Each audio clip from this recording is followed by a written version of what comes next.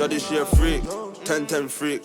She don't want to speak, she want beat to the beat. I'm the voice of the street, plus a freak in the sheet. She want me for a tea, I got me for your meat. I am mad. Shawty, in that bam, in that. I forgot. Is real. Oh, with both the matching hats. Literally matching and everything. She said hat, and I was just like, maybe I want a hat. But I'm not wearing lashes. But it changed. Actually, yeah. Just where it changed. Just where it changed. I'm screaming. I love it. Maybe I'm gonna get a hat. So, Girl, get a hat. If I see it and I have money, I'll get you one. Yeah, if I see it, yeah. I think brown will really suit your highlights. Ooh, yeah. I just want us to continue matching. That's all. Yeah. Paco, do you wear hats often?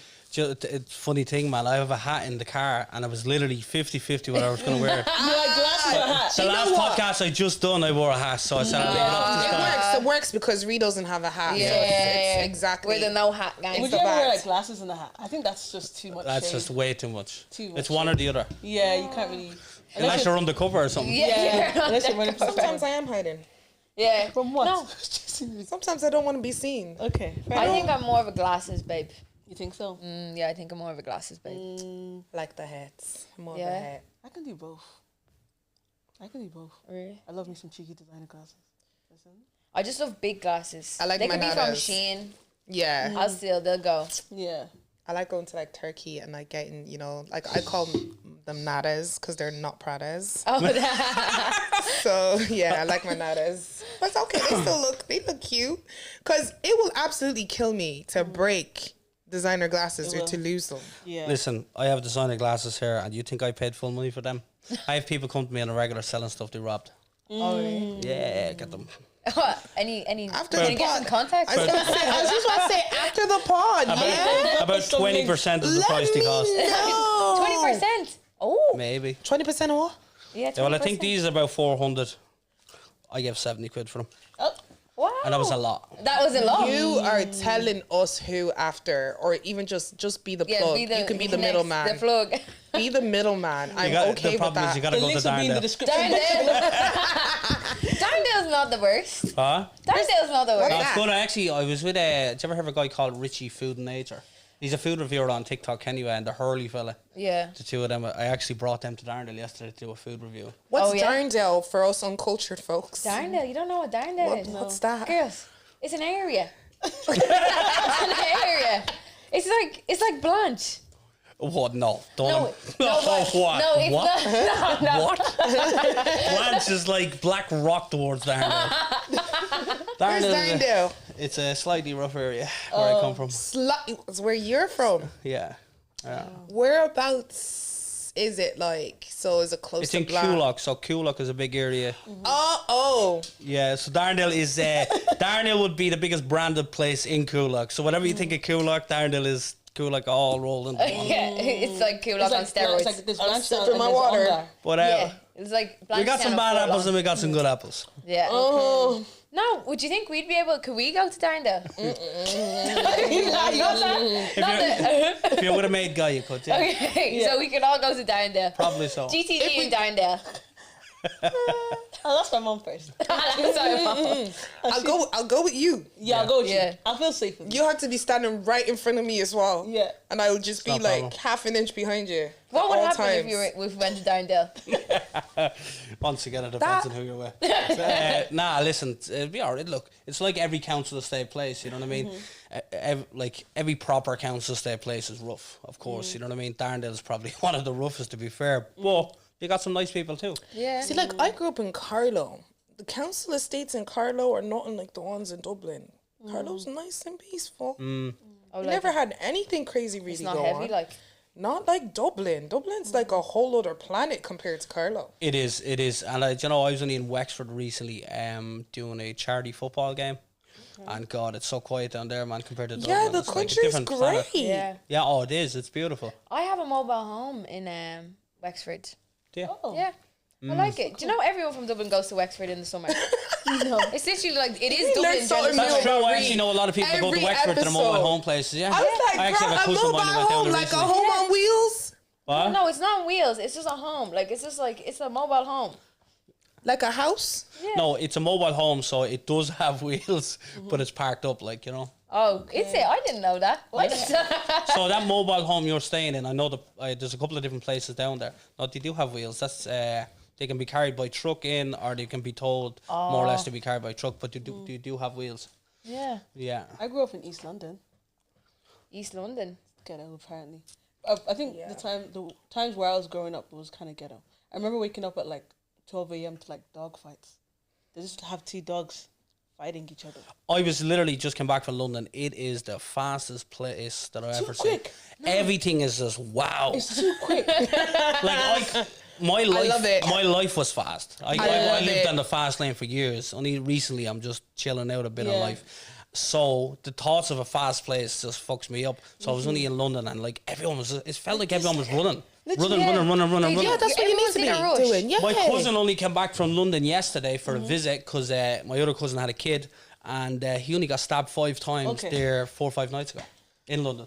He got Only. stabbed. Why did he get stabbed? Guys, he said, He was he said visiting- only. only. Yeah. He said there was potential. Yeah, For no, more. he got stabbed 5 times, but he's okay. Let's give Is him he 50 okay? I cents. hope Yeah, so. he got one on the shoulder. He got 3 in the one leg and 1 somewhere else. I don't know, Oh, but it didn't go. Why too were far they in. looking for your cousin? Yeah, what did they do? It's my own cousin's fault. Oh, he walked Basically, into he it. thought he was a big man doing something to them not too long ago and thought he could get away with it. Unfortunately, shit. he was out with a woman last weekend or whatever by himself, and it was 5 of them. They got him back. It was kind of Such good karma in a way. memory. What? What? What do they have forgotten? Why do they have such good memory? People don't forget. Men never forget. First of all, That is men never crazy. Even the forget. face. Yeah. Gosh. And if he's Irish, they're certainly not forgetting the accent. No. Yeah, true. But guys, like, why? Like, I think people like. I think that's why I love Ireland so much. Yeah, that everybody's just so friendly. Like, I feel like when you go to other places, especially the UK, UK's not friendly. they're just they are in a rush. They're just like getting to A But to that's B. because you could literally be 2 seconds away from missing your bus, and that bus driver is literally on a run. But even then, like, the men They're are not like, friendly, though. The men are like, yeah. You're right, darling. You're right, darling. yeah. Like, Like, you know, someone coming from the club, and like one guy was like, "I'm not letting you go until you give me a snap." I was like walking up the stairs, and I realized my friend is up behind me, and I just saw. I This looked is at the why corner. you need a resting I bitch saw Robbing you. 24/7. Yeah. I don't play. Aisha has a resting bitch face. I literally came downstairs. I just see No, a but man you know, holding on to this- Aisha has a resting bitch face, but she's also like a girl. You know me, I switch to a man very quickly. I'd be enough. like, who the fuck are you touching? like, I don't let Yeah. you leave until I have a snap. That's so scary. That's crazy. And there's one time I complimented this girl on her hair, and she wanted a fight. I was like, I'll keep it to myself next time. all right, Sorry. you ain't cute after all. Whereas the men in Ireland, they don't even say anything. It's great. Yeah, We take they're it for all right. granted sometimes. They're really polite. They're all right. Yeah, staring from a distance. We love that. Creeping from a distance. Literally. Let's get this. I was just about to say, let's get the intro in. So, welcome back to GTG. You know the vibes. Your weekly subscription to the gist. And today we've got an extra special, extra Irish guest, Elpaco. What's happening? I don't like Elpaco sounds like, you know, mafia type. Yeah, you need to explain the name. Well, I am in the mafia. I'm joking. I see the neck tattoo. Former gang member, but I see the neck tattoo. Elpaco is just not a great explanation for it, but I'll tell you anyway. So, for years, my nickname was Paky. Yeah? P-A-C-K-Y. It was just my Okay. nickname since I was a kid. Isn't it? No, for no reason in particular. Yeah. It was just my nickname. In the traveller community, a lot of people it's called Patrick because that's my real name. They look for nicknames for them, and Packy's usually a nickname they use in our community, just for Patrick for short. You know what I mean? So, my name was Packy for years. So, years back, as you remember, I got in the music industry and started branching out, meeting new people. And one day, a lad called me Paco by an accident, right? And I liked it. I said, you know what, Paco sounds good, and it's something good for a It's change. different as well. Yeah. I said, you know, something good, different for a change. Yeah. And I was born on May the 5th, which is Cinco de Mayo in Mexico, you know. So I kind of like the sound of it. It's kind of Spanish or something. So I was thinking, okay, I've got to push this music thing and everything I'm doing. How will I push it on social media? So I says, let's even come up with something a bit sexier. So I put the L in front of it, and I went with the Elpaco, and that's it. That's It's a great story. Yeah. It's actually a great story. And I'm a skirt back because what is up with travelers and music? They can all bloody sing. They're so good. Like, I remember growing up in primary school, and I remember this one girl, Elizabeth, she literally had a voice that fell out from the sky. And it's something I just noticed as the years went back. Like, nearly every traveler I came across, someone could really sing. I do know a lot of travellers that can sing for sure. I actually have an auntie of mine, Sharon Ward. She was on Ireland's Got Talent. She got to the final. Okay. She was a great singer as well. She's actually still currently gigging and stuff. My brother John, who's also an actor, he can sing. He's been singing since he's young. I can sing a small bit. Oh. I don't like to branch out and do that. A little bit shy when it comes to singing, but give us I do know a few people that can sing. No, they're insanely good. Like, it's on a whole nother level. I don't know if it's like, I think you listen to a lot of country music growing up. Yeah. That's what it is. And it's so good. The things they can do with their voice. For me, it's like, so like the old school traditional Irish people were into that kind of folklore, that music, and you know that generation. It stemmed back many years ago. And what the traveller community kind of done is they kind of hanged on to that and latched on to that. Where now, as the years are passing, the Irish people are kind of changing and branching out to different things, you know. And the travelling community kind of held on to that music and the arts of the things and stuff like that. And instead of within their own community and are kind of proud of them roots, you know. Like singing by a campfire would be a thing for the travelling community. Okay. It's been for hundreds of years. And we still do it today from time to time. Where I live, from time to time, we'd get some singers down, whether they be travellers or settled people or artists that we know through whatever. And we'd have a campfire. And a sing-song for the night. So we've kind of kept them roots, you know. Invite me to the next one. I want to go. Absolutely. As long as it's not where you come from. That would be good. It'd be good. I think we'd have a great time. Yeah, no, bring us. I'm joking. Bring us. But bring us. Elpaco, like, because I know you for years now. It's probably been like, I don't know, too long anyway. It's been a couple of years, probably. It's been more than a couple of years. Because I think, like, the first time I met you was probably in, what's that place called? In Finglas. Where's that place? Pirate Studios. Probably, yeah. It was probably Pirate Studios. And that's where, because we used to work a lot with, like, artists. Like, that's right. We were working with dubs. And yeah, like I just remember, like you were always in the music industry. Like as soon as you decided I want to be in this industry, you took it like with full swing. But like I just remember, what was it like when you were managing dubs in for Jordan McCann's event? That was like sick. Do you know what I mean? You pulled that off. Yeah, look, it was when I just like so I was hanging out with Dubs and he was a good friend of mine. You know, we got a great bond together. And I seen him and Haji just separated their ways. And Dubs knew I was like totally into Irish rap music. I'm into rap music in general, but Irish rap music, I had a kind of a passion for it just from growing up, simply because I always felt like Irish rap music never got the spotlight they deserved. They never got the credit. And I always, for many years, I've seen loads of Irish artists that were so talented, didn't know how to promote themselves, or on the other hand, weren't being promoted. You know, and weren't given an opportunity with these big record labels and stuff like 100%. That. So I always had a passion for it, and I really liked it. I'm just into arts. It's kind of instilled in my mind, arts. I'm all about doing something proper and good. And I've seen a lot of talented people. So basically, Dubzino says to me one day, he says, "What do you think about managing me?" And I wasn't even involved in music at the time. And I was like, managing you? That's a bit mad. And, you know, I was just thinking, where could we go with this? So I said to Dubs, I said, look, let me think about it, man. So we went around a kind of a little tour of watching everybody's gigs around the town, you know, rap gigs and stuff. And I was just looking at the events and I was like, this is just bad. This like, not like, I don't mean that in a bad way. No, like, we love the honesty though. There was some talented artists, but I looked at the events as a whole and how they were organised, and they were just so amateurish. Like for instance, you'd see a rapper get up and do his thing, and like he'd leave the mic there, sitting there, and there'd be like 10-15 minutes of silence before someone else got back on. Yeah, and I just like that clicked in my mind immediately, and I said, "This is boring. Who wants to come to this? I don't want to come to this." And I just started looking at artists and things like that, and I just thought, you know what, maybe there's something I can do here. And I said to Dubs, right, listen, I'll manage it.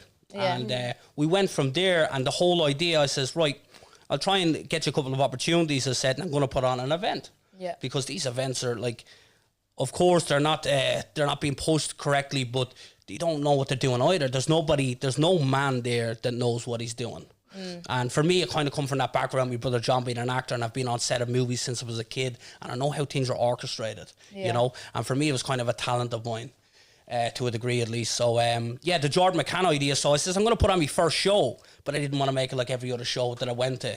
I wanted to make this explosive, and in that moment, Jordan McCann was very hot in the rap scene, especially a couple of years back, you know. Definitely. And I knew that the Irish people were screaming out for him. Yeah. So I booked the Button Factory and booked Jordan McCann, Be Real, and he brought a couple of his people over with him as well. Got Dubzino, Paro Pablo, Slick Bullet, a couple of other artists, Smiles, Lalo, a few other artists, got them all together and kind of had them all in a WhatsApp group. Yeah. And I told them from the start, lads, this is going to be a proper show. You're not a part of the same old shows you've been doing for years. Yeah. We are going to make something magic happen this time. Yeah. You know, and I got on to the lads in Deerfats, they're friends of mine, yours, of course, and you as well. Yeah. I wanted you to work with me as well because obviously you're good at your job. Thank you. You know what I mean? And so she was basically like an interviewer on the night for me. Yeah. And I set up rehearsals, you know, because I seen a lot of these Irish rap gigs, they weren't even doing rehearsals. They were just showing up on the night and just doing their thing, you know what I mean? So everything just wasn't orchestrated well.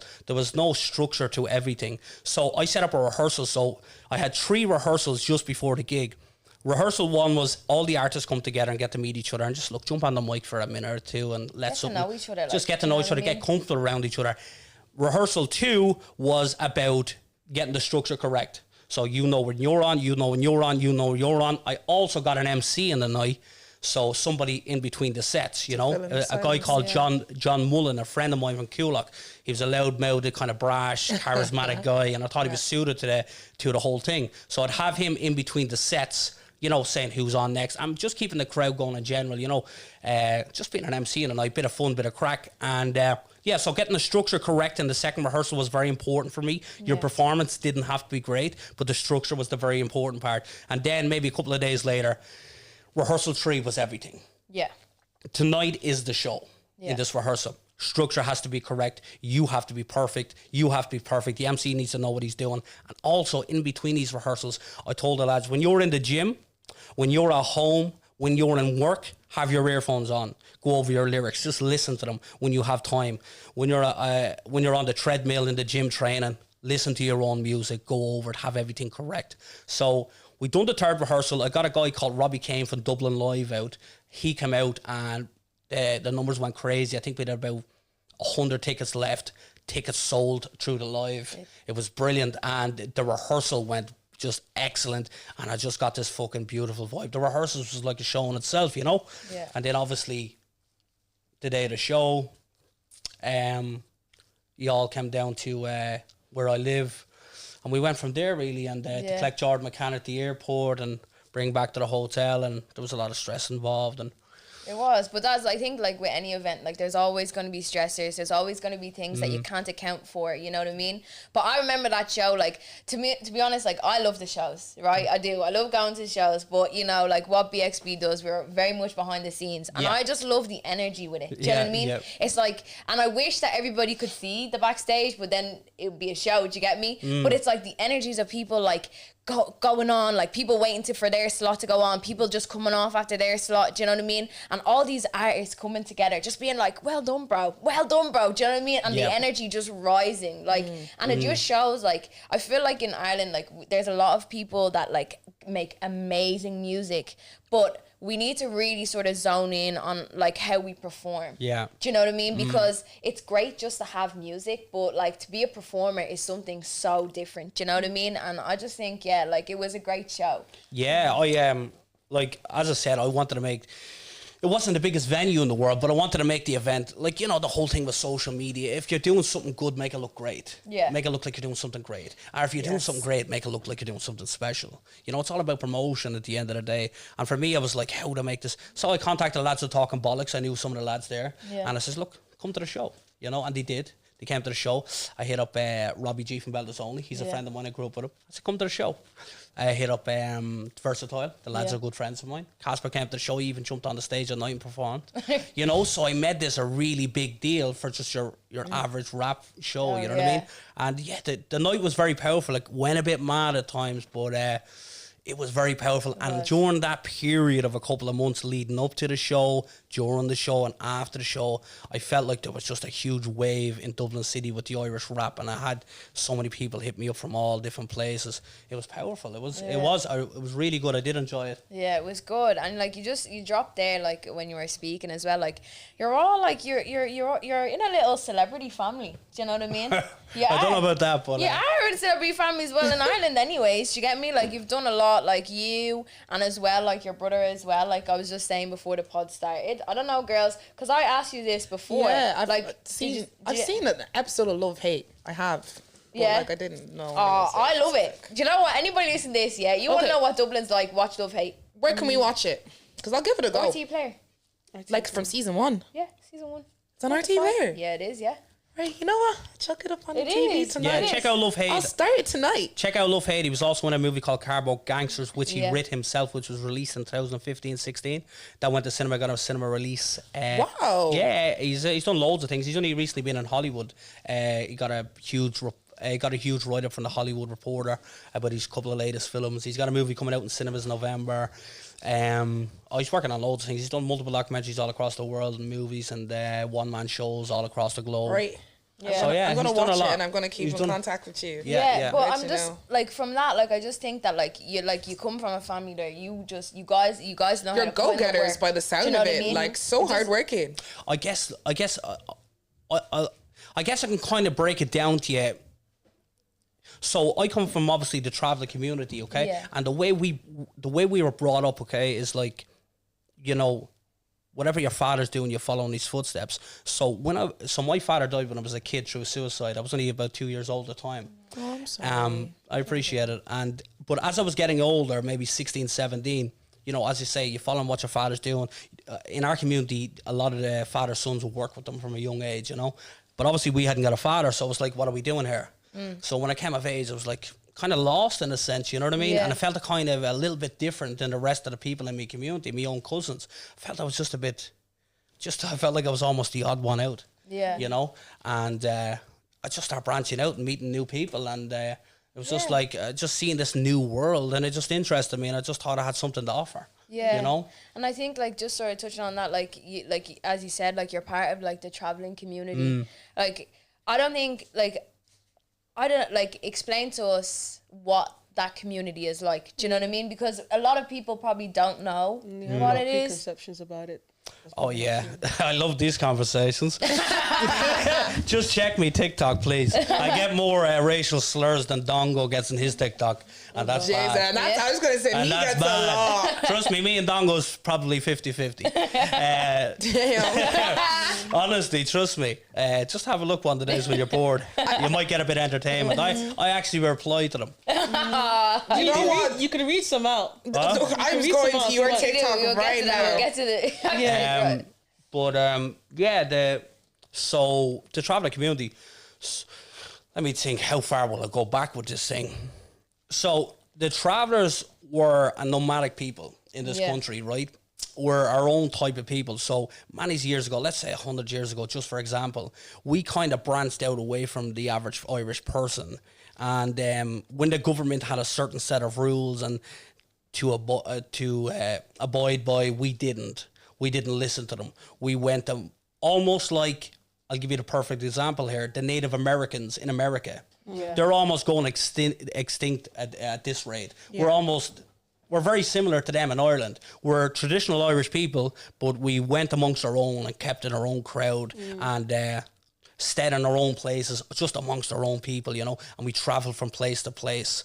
And we're just a really tight-knit family community. And we just kept amongst our own and didn't branch out and do other things, you know. It's only in recent years you have people like myself, my brother, and other travellers that's doing different things now, and you're starting to see some of their lights shine on the traveller community in that sense. You know, obviously there's a lot of negativity. See, the thing is with a lot of negativity towards the traveller community, it's because we're such a small community and the media hates us for the reasons I already explained. The media only shine light on the negativity. The negative stuff, yeah. Whenever you see a traveller in the newspaper, the lads actually made a joke the other day. A couple of weeks back, there was an article in the Sunday World about me. I was about What did you do? it was actually something positive for a change. But there was an article in the Sunday World. Basically, I was at a Blackford Inn for my brother's premiere of his movie in Conor McGregor's pub, and long story short, I'll get into it in a while, but the Sunday World wanted to do an article on me. It was a positive article, and the lad said, "Geez, you're the first one in the community with a positive write-up in the Sunday World," like, you know, and it was kind of a big thing, like, but just, I guess we're just people that's very in on their own, almost like staunch African people, you know, you know, the way they have their morals and they have their thing about them. They have their family culture. They have you their guys are quite family orientated, and you're also quite religious. Exactly. I was going to ask you, what are values in your community that you guys like? What are values that you put on a pedestal, or what are values that kind of hold your community together or make your community? Okay, so probably religion will be big. Now, I do believe in God for sure, and I pray every night. You know, regardless, every night I make sure I say my prayers. I do believe in God, and I believe regardless of who your God is, no matter Christian, Muslim, whatever you are, regardless of who your God is, I believe the world's a better place with people believing in God. You know, because without Say that a little louder. you know, because without a God, you have a bunch of people going around thinking there's no consequences to their actions. You know, and they're not thinking about things like that. So I believe the world's a better place with God. So God would be a big thing within our community. We think about consequences and bad luck and karma before we go and do something most of the time. Family is massive. For me, family's everything. My family means more to me than anything I could ever do. I would rather be an unsuccessful person knowing my family is in good health. That is the most important thing to me. So family, God, pride. Pride's a big thing. Yeah. Very big thing in our community. Like in our community, as you probably know, a lot of us, bare-knuckle fighting's a big thing in our community, you know? Yeah. Why is that? I guess, so we'll go back 100 years again, not to go on this mad history I'm lesson loving here. this history lesson because I'm But learning loads. so bare-knuckle fighting is the oldest form of fighting. Before actually boxing with gloves, bare-knuckle fighting was the oldest form of fighting. Bare-knuckle fighting started out in America, and the first person to win a bare-knuckle fight in America, win a bare-knuckle world title in America, was an Irishman. Okay? And that goes back to me talking about travellers keeping them old school Irish traditions. So anytime there seemed to be an argument back in the day in Ireland, never mind travellers, it was always sorted out with a scrap, bare-knuckle fight or whatever. So the travellers kind of held on to that, and they continued to do so. So the best way in our community to sort out a dispute is to have a bare-knuckle fight. Man v man, fists, have a fight. It is what it is. It's just a couple of punches. Nobody's getting stabbed. Nobody's getting shot. You know, everybody gets to go home to the kids. You know what I mean? And then, like, let's say, so once that bare knuckle fight happens, the beef is over. Usually, so I've had a couple of bare knuckle fights myself. Okay. Yeah, and I'm actually training for 2 bare knuckle fights right now. I'm actually fighting in. Wait, like bare knuckle, so it's still a sport. Oh, so bare knuckle now has become a sport. It's actually a massive sport. Conor McGregor is now an owner of a bare knuckle organisation in America. I'm actually fighting in November on a bare knuckle event. Okay. For a second there, I thought someone was coming for you, so you were starting to train them. I was like, okay. Yeah, so I've had 4 bare knuckle fights myself. Okay. My first bare knuckle fight was when I was 16 years old. It lasted 2.5 hours. What? And the fight was a draw fight. It was with a cousin of mine. For over what? Once again, an argument, and the best way to settle an argument You was not to have get a fight. tired. 2 hours of punching. Like, is it like? Did you take a break? Did you just have a tea and coffee in No between? break, no rounds. No water break, no rounds. Unfortunately, no tea or coffee. You just going around in circles. Just broken hands and brain damage. Not bad. But that fits into that pride thing I talk about. Yeah. You know, it's instilled in us pride. So that was my first one. When I was 18, I had another one. Then 21 and 22, I had another couple of bare knuckle fights. Does it take you a lot to like go get into a bare knuckle fight? Like, or is it like? I'm just trying to understand it. So, like, you've only had 4 in your whole life, yeah? But, like, do some people, like, that be their first response to things? Like, let's do it. So there is there is certain people and families in the traveling community, and we'd call them fighting men. Okay. You know, they live for it. They're it's so ingrained in them to be fighters. It's like They don't just wait for an argument. They almost just look for fights. Yeah. It's like, you know, I want to prove I am the best traveler out there to fight kind of thing. And that's where a lot of that comes from. Me, not so much.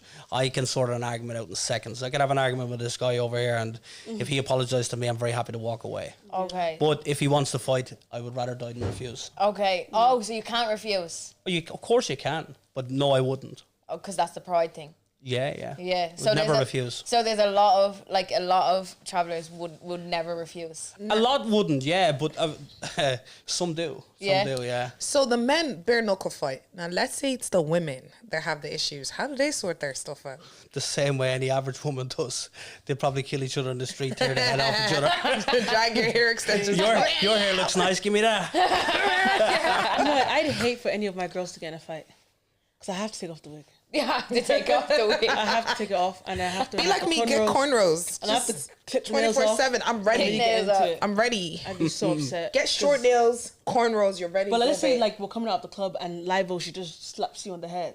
Why she do that? Listen, people are crazy. Best believe I'm return. If someone hits me, I'm returning it. And then she returns it back to you. Now you guys have having a scrap. I can't just but sit there. I'm not. No, okay, there's no backing down. Like I'll finish on the That's what I'm spot. saying. But now I have to tap in as your friend. 100%. Now I have to take off the wig and the nails. Livo, right there. And Oh, then. the nails, the acrylics. That's why you need to get by at, But like babe. you know the injuries From that nails. you can have.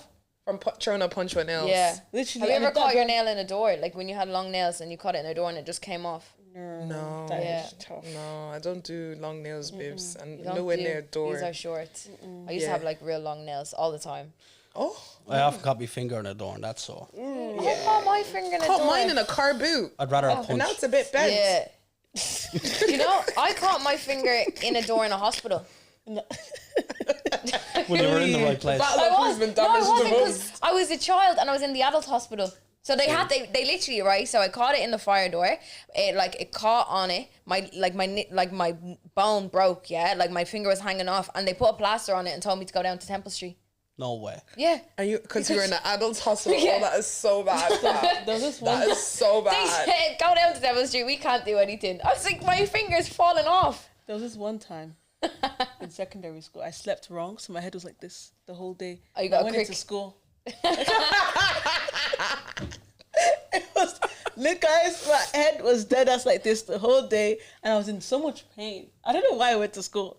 I was like, yeah, you guys have to take me home. I would have never went. That is so No. funny. But you know, like when you're African, it's the pride. Like It's you have the to pride. like. I'm not even gonna lie. struggle From the through way you were things. talking about like travelers, I was like, they sound like Yorubas. They sound like man. Africans, They bro. sound so Nigerian. Bro, Pride, we have. Pride- Religion, we have. That's why I Family said. orientation, you die for family. That's fam. why I mentioned African, because I Yeah. understand. Yeah. I like Yeah. the pride goes on. Like, let's say for example, if your dad doesn't like another family, like 3 generations down, Yeah, you still don't mess with that. until family. someone wants to deal with it. Yeah. You know what I'm saying? Mm. It's crazy. So how do Africans sort a fight? It's not bare knuckle. So many things. Curses. I don't know. I feel They'll like curse It you. depends. Yeah, they'll depends, curse you. it depends My on mama what would part of fight. Africa you're in. my mama will would fight. curse you. My mama one day got into a fight, stood in front of the car, and she snapped the windscreen wipers off the car.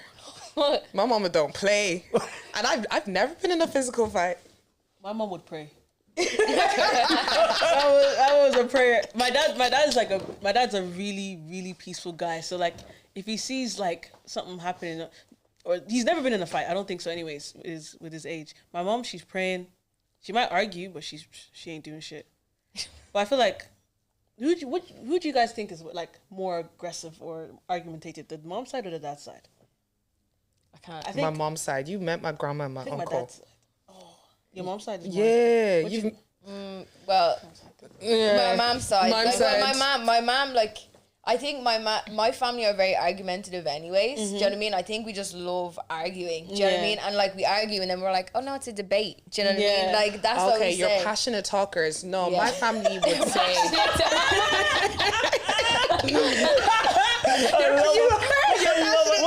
What's the opposite of gaslight?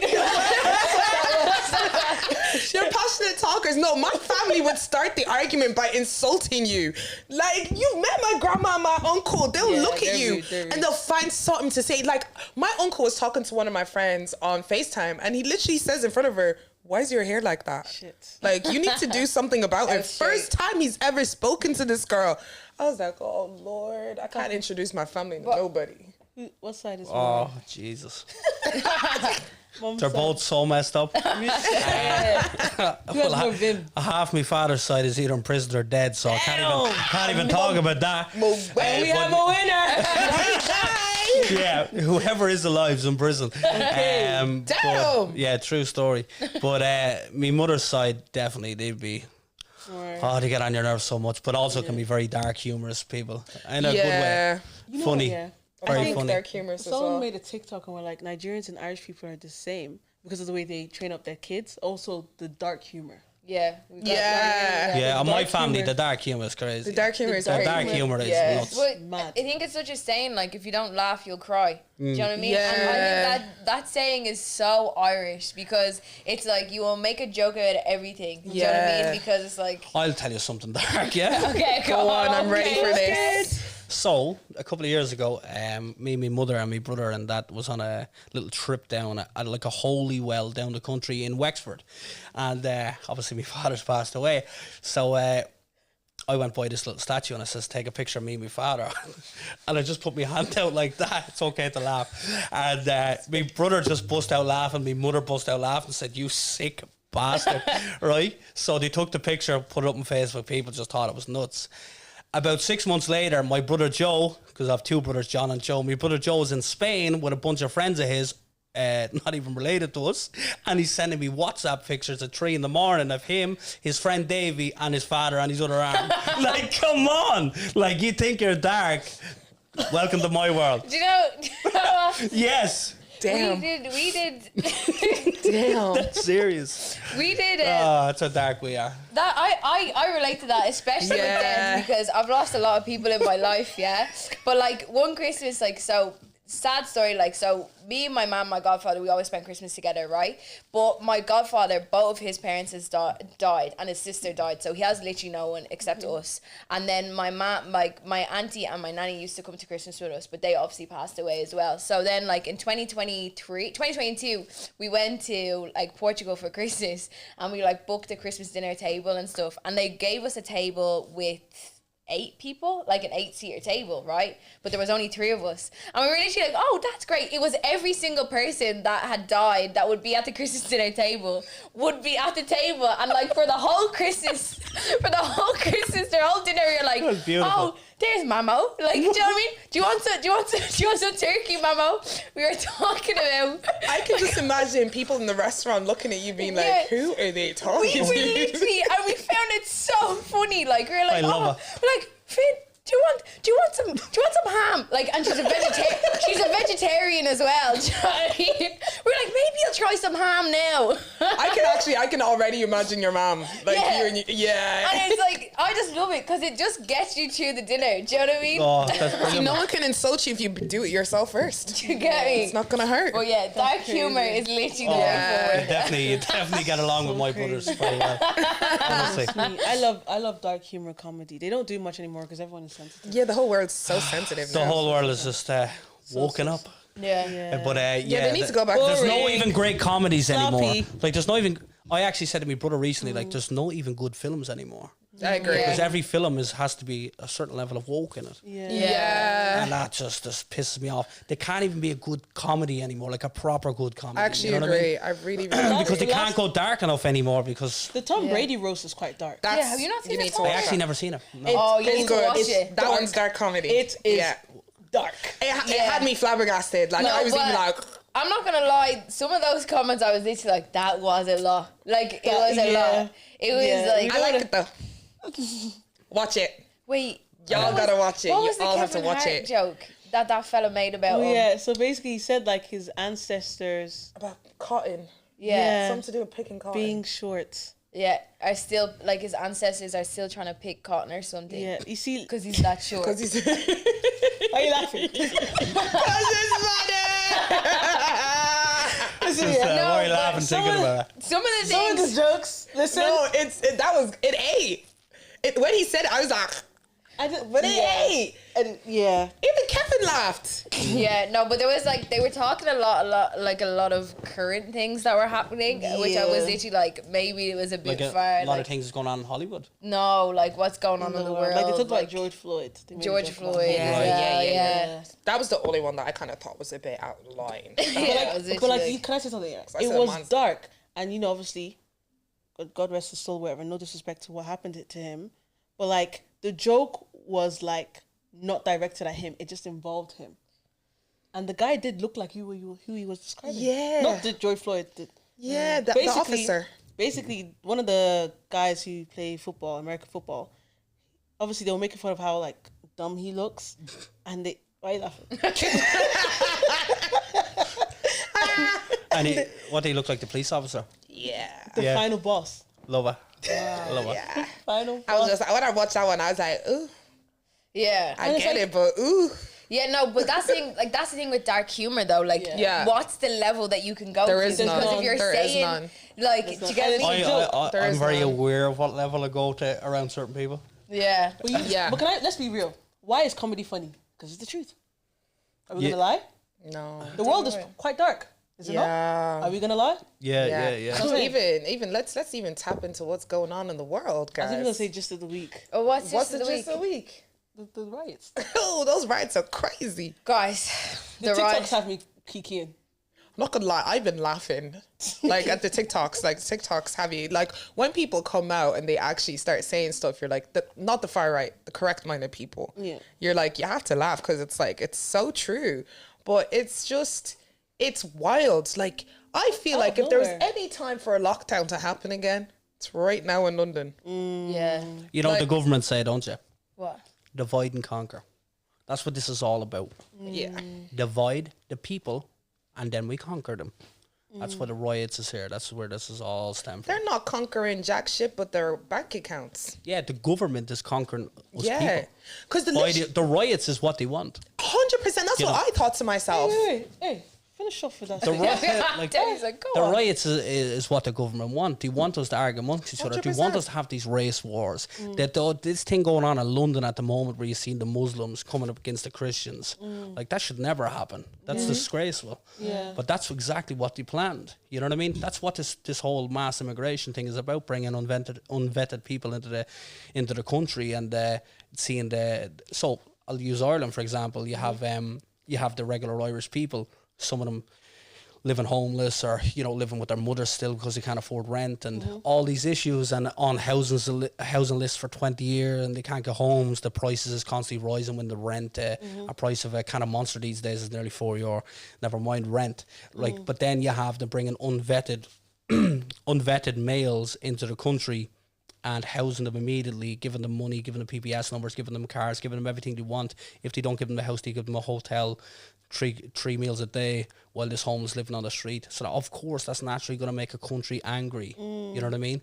And so then you have all the Irish not just getting angry at it, but then you have some Irish that's getting overly aggressive about it. And if you are someone who comes from immigration, you're kind of looking at it and almost thinking, is some of this underlying racism here? And it's making the people who came from immigration that lives in the country angry, which I understand because they're seeing so much aggression from the Irish side. Now, not all what the Irish are fighting against, I believe, is right, but then you obviously have some headbangers that's doing it the wrong way. So then you have the people who come from immigration becoming angry, and that's what's causing the riots. You know what I mean? Yeah. But that's what the government want. Yeah. They want us all to kill 100%. each other. You know what I mean? I think like obviously there's been this, like I've heard this so many times, like these unvetted migrants coming into the country, and I believe that like yes, like the reason why people are coming into the country, they're refugees. A lot of our friends and their parents, a lot of people came in as refugees. That means that's why like there might not be papers there because you're coming in a refugee. You're coming for refuge. Do you know what I mean? And I believe that yes, there's people that genuinely need it. And because there's been such an influx on refugees because of the problems that are in the world, there are people that are coming in for a free ticket. Do you know what I mean? Understandable. They want a better life for themselves. Do you get me? I think that, yes, there is a problem with our government. I think there's a problem with our housing crisis. I feel like there's a lot of homes that, a lot of people that could be housed very quickly. I don't think, and I think that what a lot of people are doing is they're blaming these unvetted, these migrants coming into this country. Whereas, as you said, we should all be fighting together for this cause. Do you know what I mean? Yeah. And I think as well, like, I think there is a lot of things, like, everybody who comes into this country isn't perfect. And there has been, a lot of people do wrong. Do you know what I mean? But I don't think, like, even if they were documented or if they're not documented, do you know what I mean? They still can do wrong. Do you know what I mean? Absolutely, Like, just because you're undocumented doesn't mean you're a bad person. Doesn't. It means that you've sought refuge for your own reasons. Do you know what I mean? Yeah. Like, if some people could come in, like, with a visa, everything sorted, and they could still kill someone. Do you know what I mean? They could still cause havoc. You know what I mean? And that's where the undocumented bit pisses me off. And then secondly, I think people need to chillax, relax, because you are Take 5 deep one breaths. natural disaster away from being a refugee. Do you get That's the honest truth. You can wake up tomorrow and God knows someone decides to drop I rebuke us by the blood of Jesus Christ. Yeah. But someone decides to drop a bomb on Ireland. Bro. What you doing? Where are you going? You're Bro. going to have to seek refuge somewhere. I'm not saying it's going to happen. I rebuke it. But it could happen. The lads in Ukraine didn't beg for all of that stuff to happen to them to Russia. Do you think people really want to pick up their homes, their lives, leave their jobs, their houses, things they've worked hard for, and move all the way from Ukraine to Ireland? You think people really want to do that? It's because they have no choice. What are they supposed to do? Die? Yeah, They're not and supposed to look, fight? You have to look at it like, if I was living in Ukraine and this was happening, I get the opportunity to go to Ireland and get all these I'm things. running. I'm jumping I'm at the out there. opportunity. Yeah. What am I Where- supposed to do? Die where- under a collapsed building? Where I stand on the whole thing, and I highlighted on social media recently when I seen This Is Dublin versus Dongo having a bit of an argument, and I made my own video on it. Where I stand is the Irish people are very angry, obviously. I understand why. Now they're pointing it all towards the unvetted males coming into the country. As you just highlighted, not every unvetted person could be bad. It's not even statistically it doesn't make sense even, right? And that's for sure. And the Irish aren't against actual immigrants. The reason they're so against the unvetted, of course, is because they're angry because all of their people are suffering financially and they can't get a chance with the government, what's going on. But also what I will say is, I believe the Irish people they don't know exactly how to go at it. So they don't exactly know how to attack this government in the right way. They don't exactly have the right person standing up. And even if they did, the government are so strong, the elites are so strong, they'll just knock you straight down. No matter how high you try and get up or how close you are to sorting out the situation, they'll find a way of getting you and knocking you straight back down. So we all should be angry at the government and attack the government, but it's a very difficult thing to do, to attack the government when they have so much power. So a way for the Irish to fucking vent out their anger is going at the unvetted people coming in the country who's getting multiple opportunities, which some Irish people aren't. So I understand both sides. You know what I mean? Yeah, and Where I get a little bit skeptical with the whole unvetted thing, and where I do think a lot of racism comes into it, a lot of people are attacking black people, people of color, people who belong to religion Islam. There's a lot of white undocumented people here. You don't see them being attacked on the middle of the street. And that's why I say it's borderline racism, because the first thing they're going to notice as an undocumented person is someone of mixed or colored ethnic background. And that's where the racism kicks in. But sometimes they don't even realize, because there's Ignorance. an unconscious bias. They automatically assume it. Because one of my friends said something today, and it's like, if you're going to tell all immigrant people to leave the country, let all immigrants stop working for a day. Yeah, let's see how the country is run. Let's see how the country runs. Absolutely. Bro, especially the UK. Your doctors, yeah, your taxi drivers, your bus drivers, Your carers. even me making medicine, your care assistants. your care assistants. Listen, they do a great job in this country. Without the Irish immigrated to America. They built New York. Do you know what is You get- also mad? Ireland know? is asking other countries to come here. You have, at one point, Ireland was recruiting Indian and Filipino nurses because a lot of them were going out, doing the work to get the education, and they're coming in to do these jobs that people aren't able to physically fill in these countries. And then it's the same people who turn around and be like, get out my bleeding country. And just to they were piggy- asked to come. And just to piggyback on that, that's why a lot of the Irish emigrated to Australia about 15 years ago because Yeah. Australia wanted nurses. That's why Ireland was going over Even there. right now, my best friend Naomi, who was on the gynecology episode that we had, majority of her friends that she went to university with, literally her whole friend group that I know, probably like 6 or 7 doctors, every single one of them live in Australia now because Australia was looking for doctors around the pandemic, and every single one of them is there now because Australia wanted, they asked, they applied. Yeah, and I think as well, like what you were saying, Elpaco, about like what's going on. The Irish are angry. Do you know what I mean? And I feel like pushing anger. Like I see we'll talk on Coolock now in a second because obviously the riots that have gone on in Belfast, the UK, have also happened in Coolock, not to the same extent, and obviously what happened in November time of 2023. Yes. But I think like there is a problem because these refugee centres, they're not being spread out. They are getting put into the working class areas. Do you know what I mean? They're not being spread out into like the likes of the upper class areas. They're not in Blackrock. Do you know what I mean? They're not in Sandyford. Do you get me? They never will be. That's a big issue because we're nobody's like, and I think that's where we could all like anyone we could all agree on. Do you know what I mean? Why, like, if we have this big of a crisis, why isn't it going into every area of Dublin or Ireland? Do you know what I mean? Why are we like already putting it? Why are we already putting refugees into areas that are underprivileged, not underprivileged, Underprivileged could be good, yeah. Underprivileged, Yeah, that's but correct. unprovided for. That was the word I was That's the going word, for. yeah. Do you know what I mean? Already, and you're already putting so much taxing on the people that are living there. Yeah. Of course, people are going to get angry, and that's why I can 110% agree with the frustrations that are going on. 100%. I think it then piggybacks onto a little bit of like far right and what people then are pushing their own agendas. So they're sort of saying, okay, well, this is a problem, but this is how we're pushing our own agendas. Like they want less immigrants in the country. They want less black people. They want less people of color coming in. They can and still- that's Yeah, the problem. They can still have all those things. I don't think for a second, like as a whole, this whole situation going on from the Irish people or where they're coming from, I don't believe as a whole it's anything got to do with racism as a whole. Of course, it's bad apples and everything, but as a whole, I don't believe it's racism. I don't believe it's got to do with not having black people in it.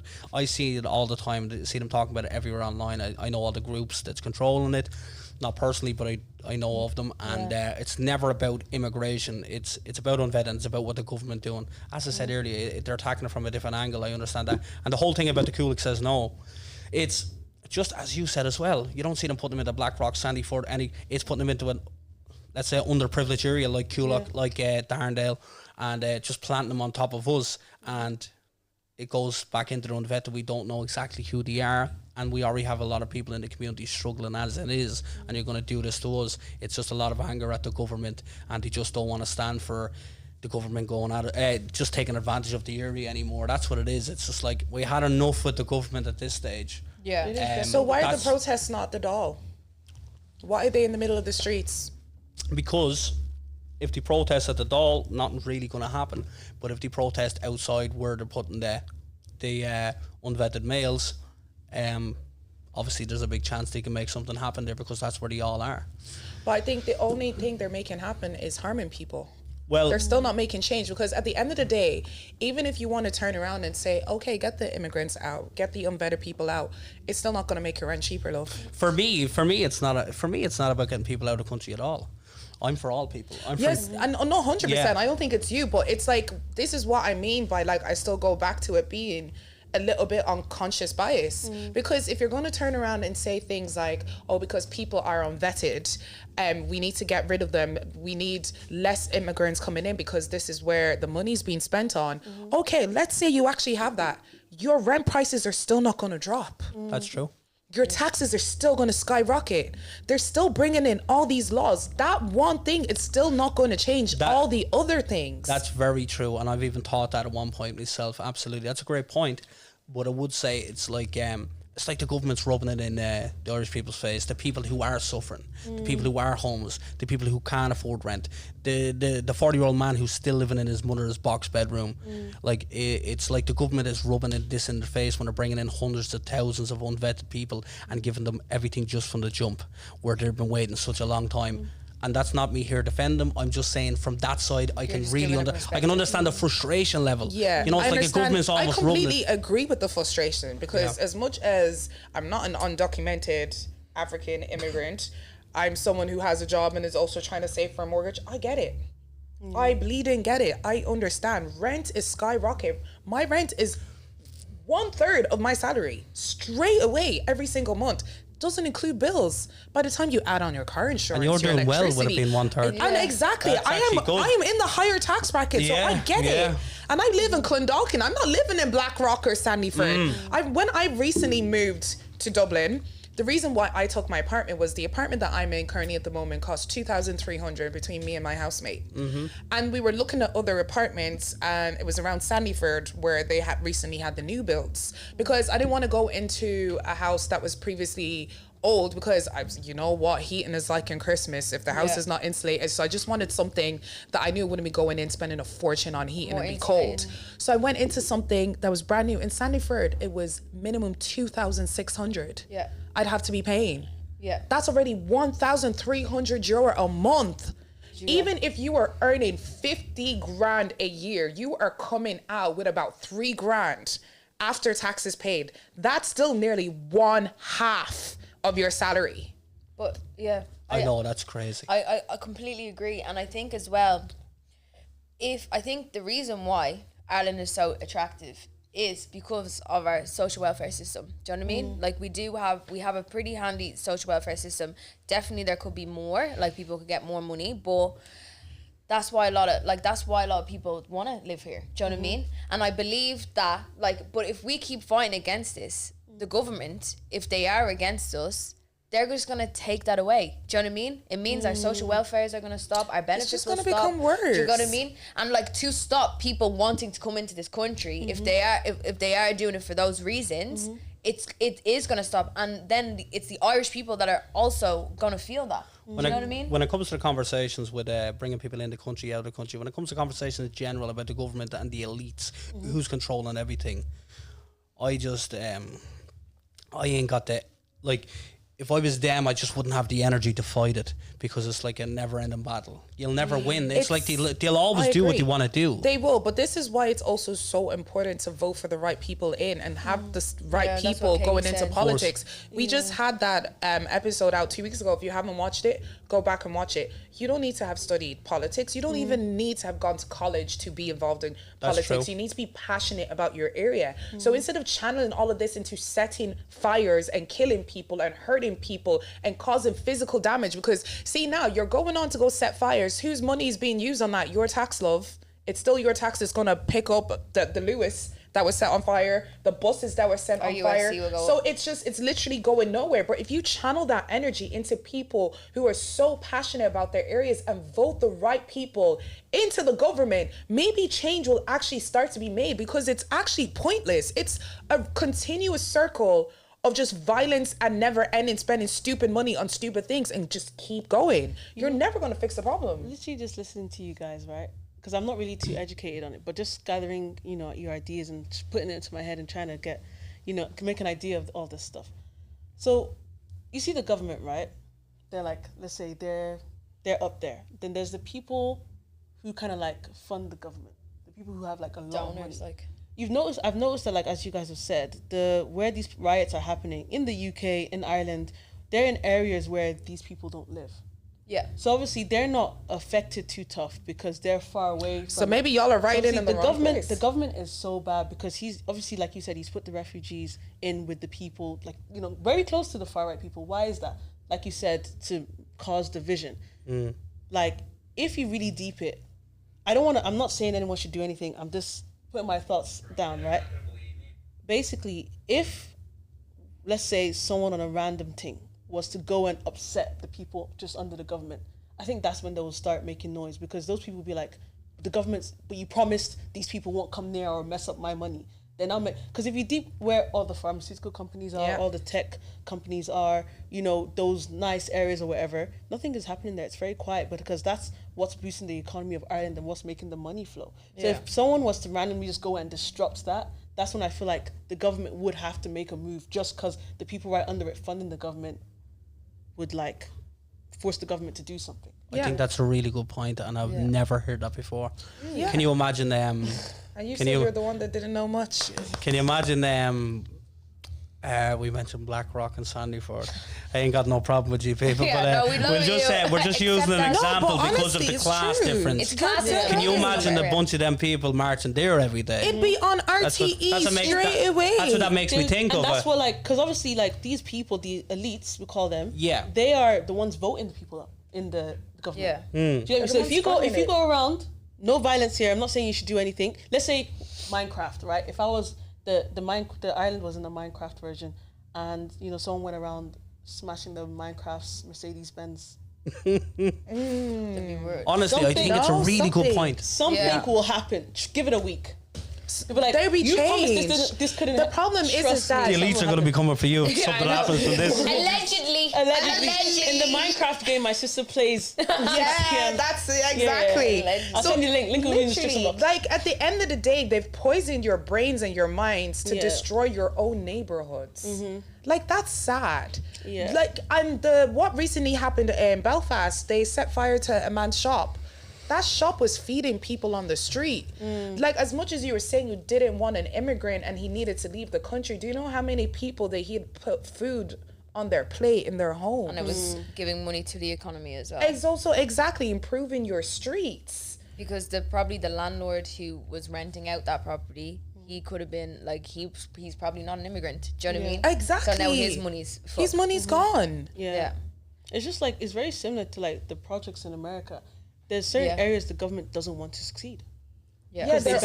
always It's systemic. And I think we're like, we can like definitely from a racial point of view, a minority point of view, but also from a classist point of view. And that's been like, that's been such a big thing in Ireland for so long. Do you know what I mean? There's people, like I've heard stories that there's some people on the south side that wouldn't cross over to the north side. Do you know what I mean? Like, I don't know, allegedly, I don't know them, but like that's like how big it is. Like you go to the south side, like, and I went to school in Blanche, obviously, and then I went to school on the south side. Do you know what I mean? And obviously I had great friends there, but like you can tell the difference. It's a whole different way of schooling. It's a whole different way of living. Do you know what I mean? Like it's uncomparable. Do you get me? And it's like, I think we have to also tackle the classist like problems, because it's always it's where the problem embedded stems in this country. Do you know what I mean? Like just saying that you're from the north side, or girls, we're not even from the north side, we're from west or northwest or whatever, but we're still not south side. Do you get me? And like we'll never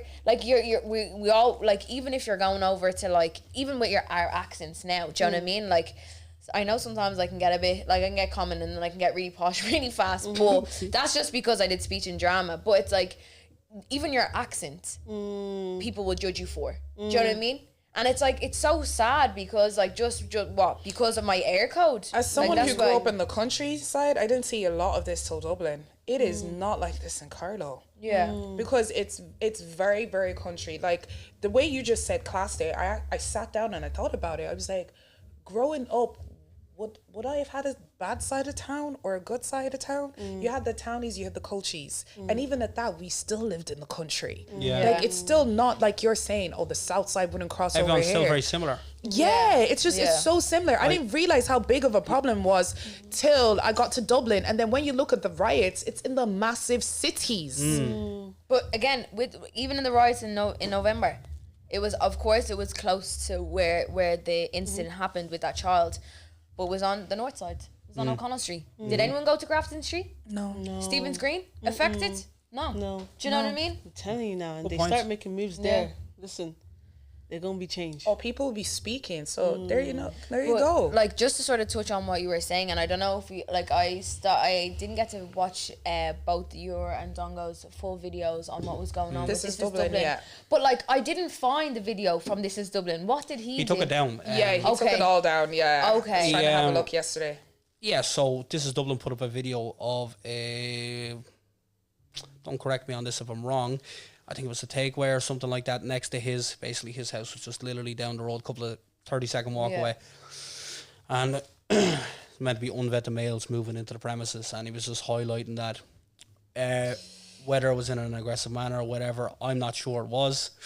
I actually never watched the full video, if I'm being honest, but I've seen Dongo's reaction. Dongo's basically saying he's inciting violence and saying it was underlying racism or racial undertones or whatever like that. I didn't see that personally.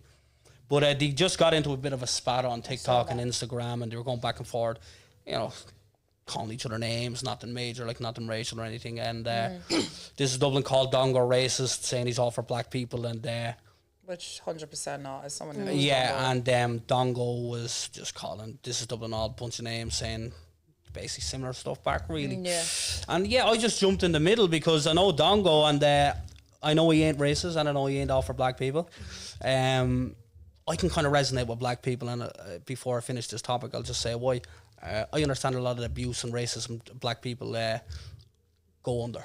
I actually think that our next point to talk on, like, especially like with being in the traveller community, we'll talk about that again. Yeah, so I understand a lot of racism you go through. The prejudice, we are brought up in this country, travellers, and we still suffer discrimination. So I really understand the black community massively. That's why I feel like I have a kind of a close bond with them.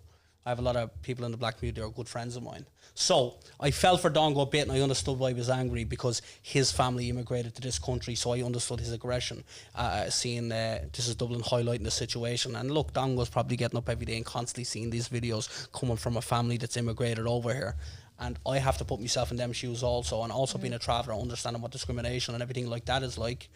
I'm like, I know where you come from. That would probably make you a little bit angry, because you're constantly seeing immigration, whether it's unvetted, whatever it is. You're just constantly hearing that and seeing that, and it's constantly being highlighted in your face. So I understood where Dongo was coming from, and this is Dublin. I understood where he was coming from, because just a couple of seconds from where he lives, unvetted males were apparently being moved in, and he doesn't know who they are, and he wasn't happy about that. So I understood both sides of the story. When people say unvetted, how do they know they're unvetted?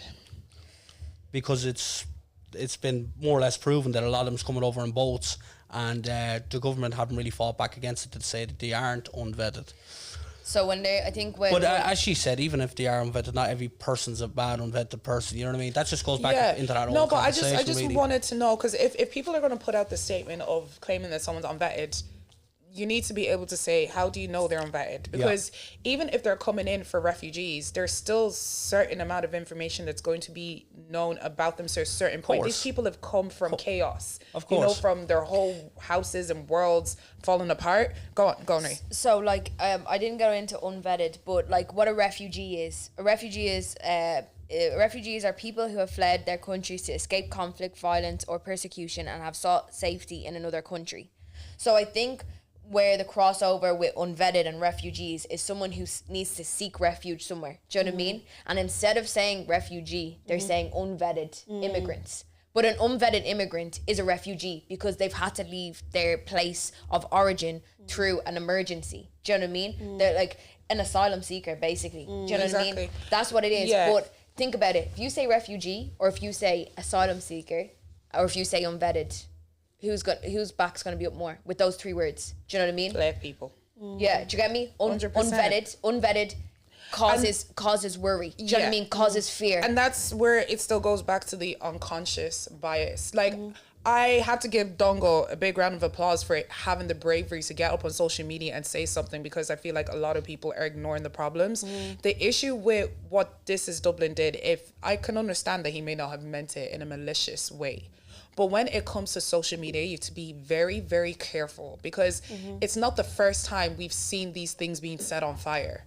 And if you're someone who's got a massive platform like that, where you're talking very proudly about your country, it's going to rise up the far right.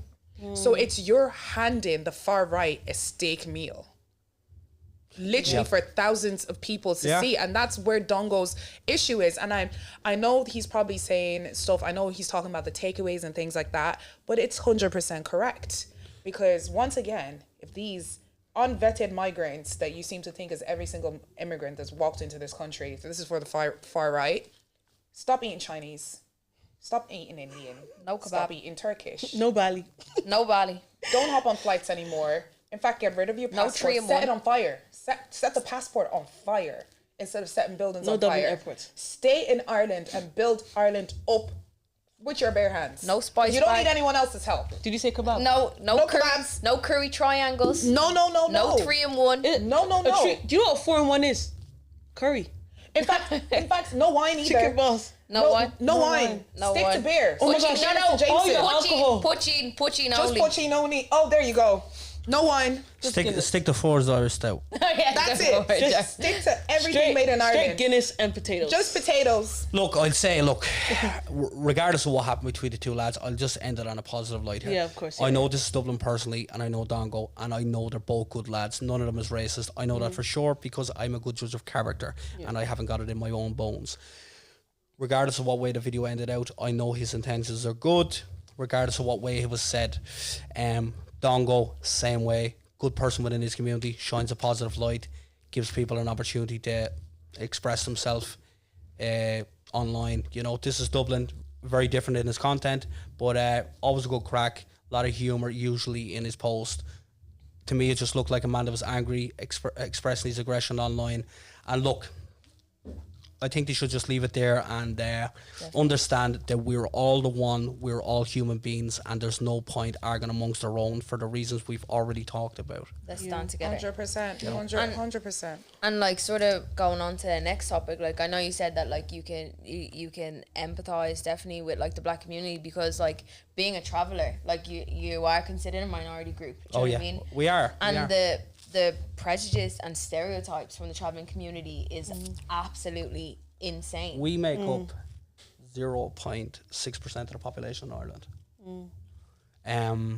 We're definitely a minority, of course. Everything. Sounds like you're more of a minority than black people. Yeah. Sounds Oh like yeah, absolutely. There's constant stereotypes against us. It goes back to the conversation earlier about the media not liking us for the reasons I explained earlier about us doing our own thing, you know. And it'll always be like that. It'll never change. So there'll always be the stereotypes. And then there's the other things. It's like, you know, if me as a parent and I'm a settled person, a regular Irish person, if I believe that these travellers are bad, more than likely my children are going to believe that because I'm the parent, and it gets passed down through generation. What's settled? Settled would be just a regular Irish person, white, black, whatever you are. Just a regular Irish person that's not a traveller, basically. Okay. You know, that's not a part of our group. Okay. So like what would be but then what are travellers that live in a house? You're still a traveller. You're still a member of the travelling community. No, of course you're saying a member, but isn't there another name?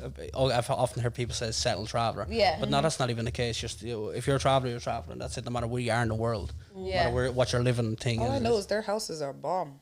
So Their houses clean. are so nice. Yeah, but listen, that a lot of people see they see the big fat gypsy weddings and that, and then they say, "Wow, they have these crazy weddings." And look, it's Nigerians like have those every crazy weddings. it's like every community. I love it. You have people, no, but it's like every community. You have people that's doing brilliant and doing great, Yes, and you have the Patrick. people that's not It's so. quiet. I never Yes. came from any of that. I never came from privilege whatsoever. So I'm not gonna lie, I love the big gypsy weddings. I watched every season and every episode. They're outstanding, but they're actually not my I cup love of it, 'cause tea. I see, don't like them. In Yoruba Don't like them at culture, all. we're Why very not? like that when Yeah, we get married yeah, as well. yeah. It's very grand and elaborate and huge. Yeah. So it was really nice to see white people do it too. I loved it. I loved it. Yeah. I'm not a fan personally. Why? I love it. I'm not. Does it give a good representation? Well, like, to me, that's just silly stuff, really. It's nothing that I would ever even regard that could ever have any kind of, you know, representation on us, whether it's weddings or whatever. I just think it's a bit of crack, a bit of fun. It's TV, it's reality TV to me. Yeah. It's nothing that I would even take that serious that could represent us. That's the way I look at it. I think it did give a good representation of how family orientated and how Oh yeah, I guess if you look Christians are. deep, if you look deep, Yeah. and you're a person like yourself that would look at something like Yeah. that, maybe so. It's yeah. very family. You guys have very big families. Like, once again, Nigerians, like especially Yorubas. Like, I could see a lot of similarities. Maybe that's why I loved it so much. Yeah, of course. Yeah. Yeah. There's a lot of similarities between travellers and African people. Yeah. Just everything we talked about earlier, the morals, everything. Yeah. We're very similar. Look, I'm not a huge materialistic person, so the big fat gypsy wedding just isn't for me because I just ain't that type of. I came from the gritty streets. It's just so materialistic stuff isn't for me personally. But look, you And know, how are like obviously like what are Darndale like? That's not just it's just an area. Do you know what I mean? It's not all traveling community. no. No. But how are very like, few travelers live there. Like very few. Really? Only a handful. Really. Well, like I live at a campsite, which is basically a couple of 100 yards away from Darndale. But I've also lived in Darndale in a house for many years. But we recognise as Darndale because we're just so close to it as well. Like Yeah. you know, and there's probably in my campsite alone, there's probably 30 people. But then there's an attached campsite, which is family too. There's probably 30 people on our lane. There's probably 150, 200 travellers. that's still a lot. Oh, no, that's a lot. Yeah, when you That look is at it a like lot. that. I was going to say, you said small. You said Yeah. so. What? Yeah. And Damn. like would you all like do you all get along like? Well, pretty much. Like, there's nothing. And like let's say like your campsite, and then like I think there's a campsite in Blanche, is there? Yeah. There is, yeah. Yeah. Like so, would you like it's not like see the way like in Blanche like your area is like very like you're very proud of your area. I don't know if that's a good thing or a bad thing, but like let's say like your campsite, would you get along with another campsite? Yeah, it's just about who you are. Like, it's just regular. It's just like anybody. Do you get along with Christina that lives over there? I don't know. It's up to you. Like, did Yeah. she argue before? Maybe. I don't know. But It's like- the same thing, really. It's not like because you're a certain traveller and you live in this campsite, we don't get along with you. No, But it's that's just, what happens in, just like, regular Blanche. thing, just like a normal person. If No. you don't get along with that family, you don't. And No, but I mean like see the way Blanche and Tala, yeah. they've always like had like that. Do you know what I mean? There's always been a bit of Oh, no, like I get you, like ruffled that, feathers. Yeah, not like This is my place. This is my area. Yeah, is it like Yeah, that? no, not amongst travellers. Oh really? No. Travellers are kind of. Travellers are like, you know, if you're a traveller, If you're a traveller, you're welcome here. Like, yeah. Yeah. that's it. Like, That's pretty cool. you know, anybody's welcome to where I live. Anybody's welcome in our campsite. It doesn't matter if you're a traveller or what breed of person you are throughout humanity. It doesn't make a difference. But if you're a traveller, you're welcome no matter where you're from. That's really nice. Yeah. Well, that's just how we operate. I can only talk about my Pacific family, but that's usually the way it goes. Yeah, that's why I like Ireland as well, because I feel like that's like it's such a big thing when you go abroad. I feel like people are very welcoming. So being like if you're Irish, and especially when very you're black and welcome. Irish, a lot of people don't. That's even rarer than the traveller They community. eat you up. They do. What? No one ever believes it. I think it's incredible to be black and Irish. I think even from genetics. Yeah. You know, black people's got great genetics. Yeah. You know, I think it's great to be a black person and be Irish. And I think this country is like, this country is doing brilliant even in sports because of black people. Yeah. And that's, Rashida Adeleke is the first Irish person to ever make it to a finals. that's exactly who I was thinking about when I talked about it. Yeah. You know. know. Someone on Twitter said she's Nigerian Irish. She's Jamaican, was it? she's basically Jamaican. She basically Because the Jamaicans Jamaican. love Irish people. Yeah, I they think do. Who doesn't love Irish people? They do. A lot of people love Irish people. Yeah, Yeah. Ireland just really needs to like mend and heal because I love it here. I don't want to be scared going out my house. That's because Irish people went over many years ago to Jamaica to help Jamaica in a fight against the Brits. We're talking hundreds of years back. Yeah, so I heard about that. Boatloads of Irish came over to Jamaica to help Jamaica with their fight against the Brits. I knew why the Is Jamaicans that- love me. Is that why That's they why have there's the that connection. surnames? That's why there's also the connection with Mexico and Ireland because Ireland's similar thing, It's same also thing. probably also why we say one and is it two, three? Remember we Tree. say trees very similar. Yeah, true, Jamaicans. Tree. They say it the same way. That's as why us. Jamaica's got a bit of an odd accent. They Yeah. do. That was the Irish twang many years ago mixed in with the accent. theirs. That's why they've kind of an odd accent.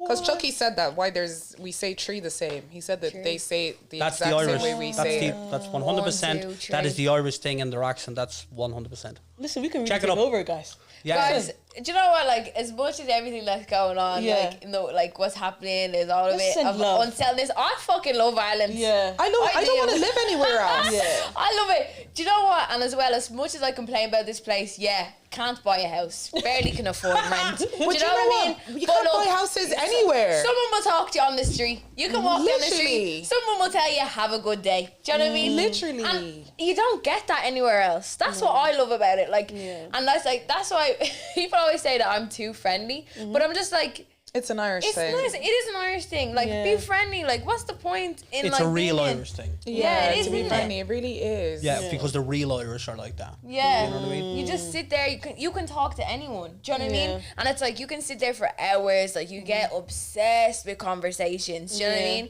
And then you bring in like the drinking culture. Do you know what I mean? I'm not saying drinking is good, guys. Do you know what I mean? Everybody drink responsibly. But you know what? We have a good time. We do have a good time. Do you know what I mean? Sending Yeah. out love and peace, though. Sending out love and peace, regardless of what's happening out there. Like I pray that Ireland, does stop this violence, and also the violence does stop in the UK too, and that we're able to move better and focus on the real problem other than creating new problems. Yeah, go start arguing where it really matters and not in front of Yeah.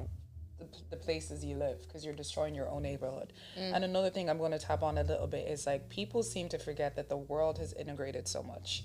A lot of even people coming into your country, immigration, there's flights now. A lot of that stuff wasn't around 50, 60 years ago the way it is now. People can literally hop up and move for business, to move and improve their lives. And then also when you want to talk about like ethnic wise people integrating with each other and mixing up, it will shock you you'll see a white person who is pretty much Nigerian.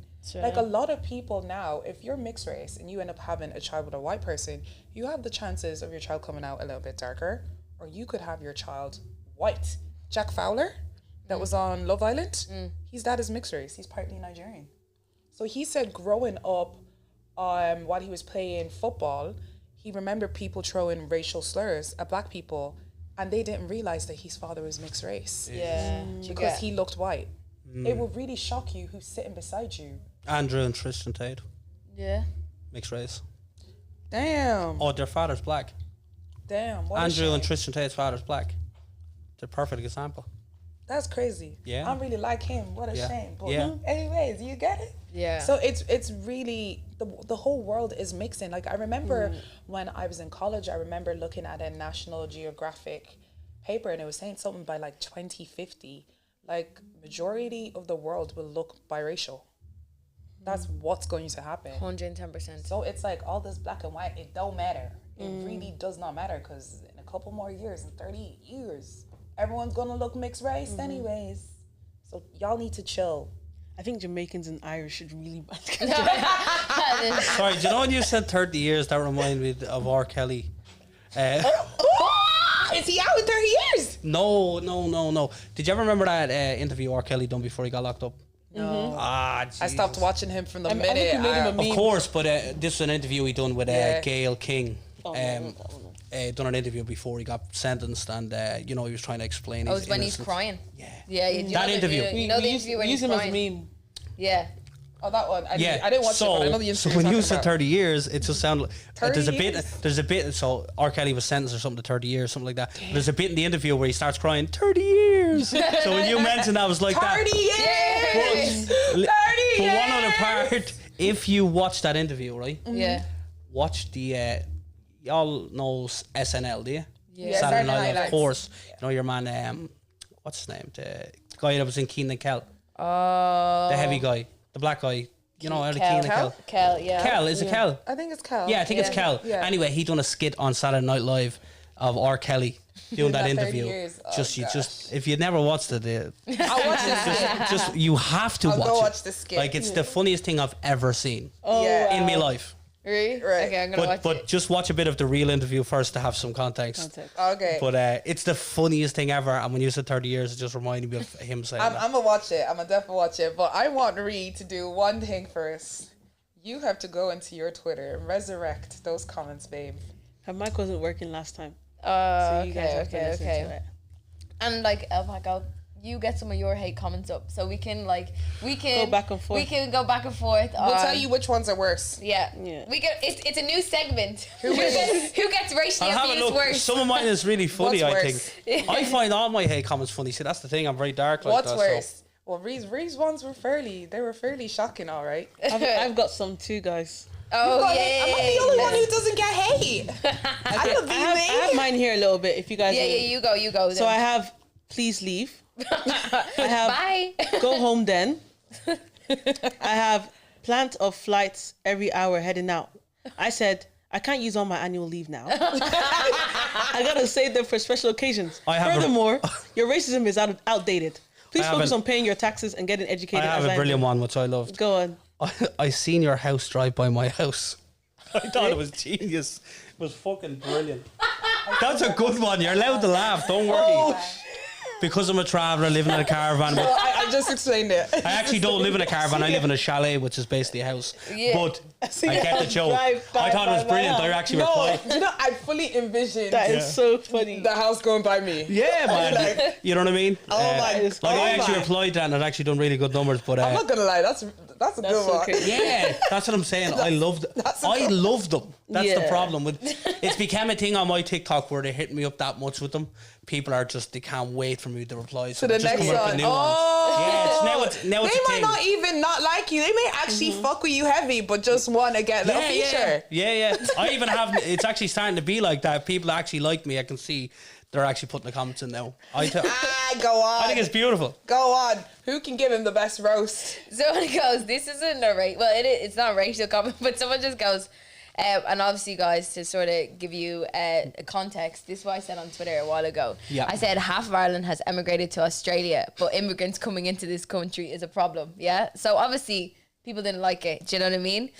Someone just goes, typical woman, tried to save the world and then ruin it. I love it. I love it. And this is why there's always war, because y'all won't elect women. Okay, where's this one? Where is it? Okay, well. Have you got another one, And Debbie? then Yeah, ruin it. someone just said get the fuck out, but he spelled the wrong, so I corrected him. Get the fuck out. That is THE. Yeah. Do you know that's so basic? It's the best one yet. Literally. Someone goes, you'll never be Irish, ho. Back to Ghana where you belong. But like, crazy. what's it being a ho got to do with anything? Do you know what I mean? Damn. Because it's offensive. Yeah, they know it's offensive for women. Yeah. Loser.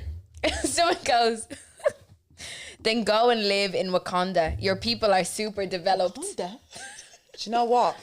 If I could, I would. Crazy. If I could, I would. Wakanda's fucking great. What do you mean Wakanda? What kind? He watched too much Marvel. You're saying you watched Black Panther. I thought it was real. That's just too good, man. Oh my gosh. That's what I love about some races. They're really funny. Wakanda. I'd love to go to Wakanda. Then someone literally goes, what was it? So something for you to think about on the flight home, I reckon. And with one of those, I don't know, it was some manager going, Off to Black she goes. oh, the black. 20-minute drive. Someone who was Irish, right, said bye Felicia. Who taught you that? Bye, Felicia. Who taught you bye Black Felicia? phrase. That is Who a taught you black that phrase. Goodness me. I feel left out. I want some hate. Someone said go home then with the South African flag. Go home then, yeah, because I'm from South country. Africa. Nigeria, bro. Actually, you were born in Crumlin. Coombe. Coombe. Yeah. Is it not Crumlin? That's not coming, is it? What, Crumlin? The Coombe. It's Crumlin. Really? Yeah, babes. I don't know, bro. I just was in and out. Wait, someone goes, this wasn't a racial comment towards me, but someone goes, they're all fucking foreigners and they're not welcome here. Fucking end off. All right, Seamus. Sorry, Jesus. I'd love to Seamus. screenshot Who these hurt you, people. What's his name? Seamus? Seamus. Seamus Moore. Seamus just asked me for a shout out. I hope it's not the same No, it's Seamus. not that. Shout out, Seamus. Seamus. Someone said I hope it's not you, bro. someone said, well then tell your parents they shouldn't have come here illegally, then go home to your roots, girl. These like the girl, the bye Felicia, the They be talking the black. zestiness little is black crazy. slang. Y'all so funny out here. You know what a lot of these don't get, yeah? So I get them all the time on TikTok and I reply to a lot of them and they're actually some of my biggest viewed videos. And people, some fans of mine, people who support me or whatever, say to me, why are you even giving these the time of day? Because it makes great content. Yeah. Yeah. Like, I don't reply to hilarious. these people because I'm so emotionally attached. I'm on like, I didn't know about any beef until Dongo Yeah. actually commented back to This Is Art. It makes great context. Yeah. Yeah, it Like, does. content. Well, Go on. Go on.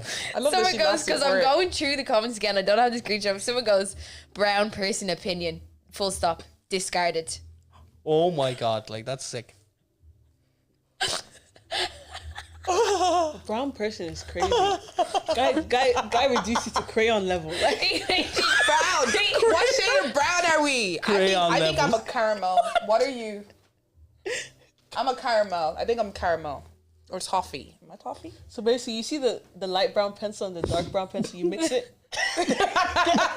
Yeah. Get what's They go. They go. So Vincent James goes, why can't white people have our own countries? You did have your own countries. You just took all of ours. Do you get me? Bro, That's very true. you had your country. Why did you come to mine? That was the Brits. Yeah, that was Yeah, the it was the They Brits. colonized everybody. Do you get They took me? over Do you get me? We were colonized by them too. Yeah. Do you get? I even learned today that they actually they needed some of the places they colonized to obviously win the war. So they brought like bare Jamaican people, Caribbean people, and some another all in boats Yep. to fight the war. Then they needed them also to build the economy of the of the UK. They literally did. I learned that today. Like, That's power. That's crazy. That's literally crazy. But yeah, Ree, go on. Give us two more. guys, Ree. yeah. You have to wrap it up. Okay, yeah, because you're not white. Hope that clears it up for you. Oh my god. No, did it? Like that's just They're dumb as hell. They're so dumb, and it's just, oh my god. It all started with colonization, bro, which was basically the English government too. Yeah. And then just to finish it off, Yeah. someone goes, I think I said this before, but this one it gives good. I think I know this one. That's why I'm covering my head already. Oh, with the neutralizes one. Will I just read that one out again? Yeah. Okay, I think you like this one because you'll relate. He goes, he goes, damn, both sides of your family have been conquered. What weak ass genetics, LMAO. 100,000 of years of your ancestors survived only at the grace of others. I can't blame you for being the way you are. Weakness is hard coded into your very being. oh my god. They're unbelievable. He opened a Absolutely dictionary crazy. to write that. He used a thesaurus Literally so because his crazy. grammar is He impeccable. literally said, wow, Irish and black, You're fucked. That one got me. Bro. That one got me. That one got me. Anyway, She looks so half depressed. that was great. Oh, Paco, we need you back. Yeah, we need to come do back. this Did a you have couple fun? of episodes. Yeah, absolutely. That Absolutely. didn't sound like a very convincing Alpaco. I was No, just about to say, girl. No, honestly, I did. I really enjoyed it. Did you actually? Honestly, more- it's a little more actually mellow. it's the most enjoyment I've had in the podcast, if I'm being honest. Oh, yeah? Yeah. Check. I really did like it, yeah. Check. Big pair. I think we're gonna bring you on more often. Yeah. We do these maybe like every quarterly, little Elpaco Yeah. update. Yeah. If you want to hit numbers, I am the guy. Love it. It's Love okay, it. we got our own numbers. What do you mean? I'm only messing. I've seen your numbers. You're doing well. Together.